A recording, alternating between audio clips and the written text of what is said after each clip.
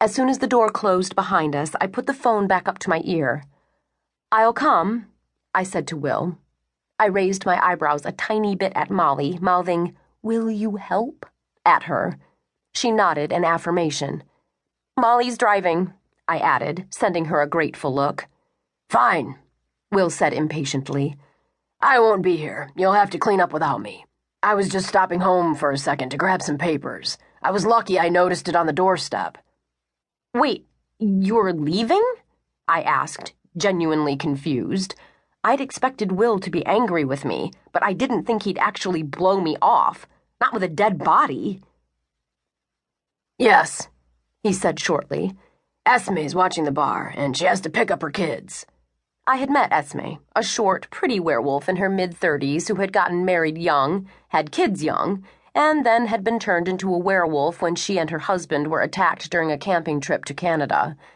Her husband hadn't survived, but Esme had made it through the change and suddenly found herself a 30-year-old widow with 3 kids and never enough money.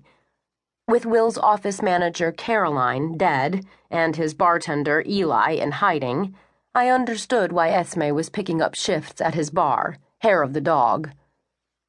But not why the bar needed to be open. "Couldn't you just put up your closed for private party sign?" I asked. I'd seen it a couple of times when Will had emergency pack business.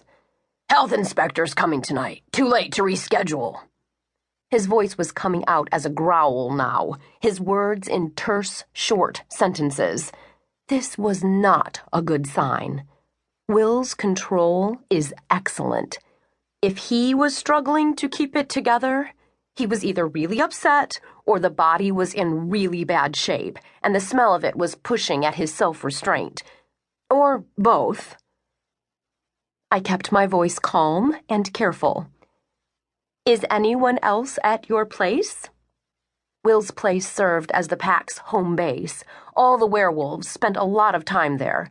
I'd been there myself twice, both times to clean up blood after werewolf fights.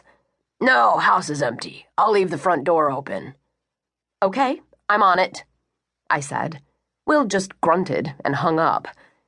I looked at the phone, shaking my head. Shit. I glanced up at Molly, who was patiently holding out my jacket. Only a week earlier, my psychotic ex-mentor, Olivia, had been running amok in L.A. Olivia had a thing for controlling people, and I was the toy she wanted most for her collection. So she'd come after me and mine, hoping to break me down in every way she could. Olivia had sent cookies laced with wolfberry to Hair of the Dog, where my friend Caroline and my sometimes friend with benefits Eli both worked.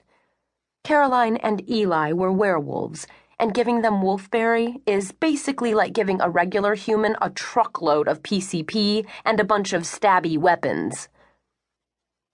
I hadn't been with them when they were poisoned, but I'd seen the fallout.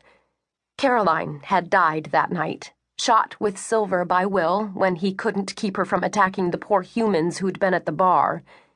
Eli had lost control so completely that he'd killed 2 people. Plagued by guilt, he'd begged Will to shoot him too, but I wouldn't let him. Instead, I'd done something I was not supposed to be able to do. I'd focused my power outward and changed Eli back into a human. Permanently. It seemed like a good idea at the time, honest. I passed out afterward, possibly from changing him, or possibly as a result of the confrontation with Olivia, when she'd poisoned me with illegal chemotherapy drugs and made me fight an enormous man-shaped clay demon. What can I say?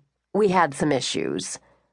At any rate, it sent me into, well, a bit of a coma.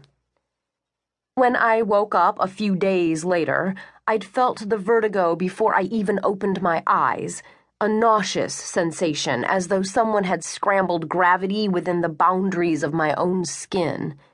It took me a few attempts just to open my eyes, because pulling up my eyelids was like trying to hold up the bottom of a curtain with a stick. When my eyes finally focused, I saw a bunch of medical